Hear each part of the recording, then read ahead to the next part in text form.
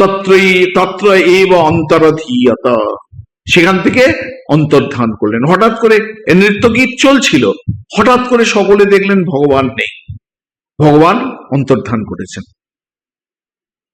এখন গোপীদের তখন অবস্থা হলো যে তারা দিক বিদিক জ্ঞান শূন্য হয়ে পড়লেন। এতক্ষণ আনন্দ সাগরে তারা ভাসছিলেন, ভগবান যেই রাসস্থলী থেকে অন্তর্ধান করলেন তারা একেবারে দিক বিদিক শূন্য হয়ে পড়লেন।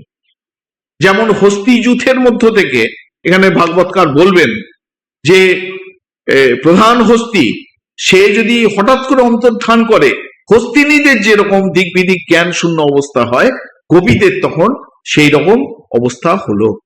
কেন এরকম ভগবান অন্তর্ধান করলেন? বলছেন যে ন বিনা বিপ্রলম্ভেন সম্ভোগম পুষ্টিমশ্নুতে, বিরহ না থাকলে যে মিলনের যে সৌন্দর্য সেদিকে কখনো উপলব্ধি করা যায় না। সেই জন্য এখানে ভগবানের অন্তর্ধান এখন দরকার। ভগবান সেই রাস লীলাকে আরো পরিপুষ্ট করে তোলবার জন্যই যেন হঠাৎ করে রাসস্থলী থেকে অন্তর্ধান করলেন।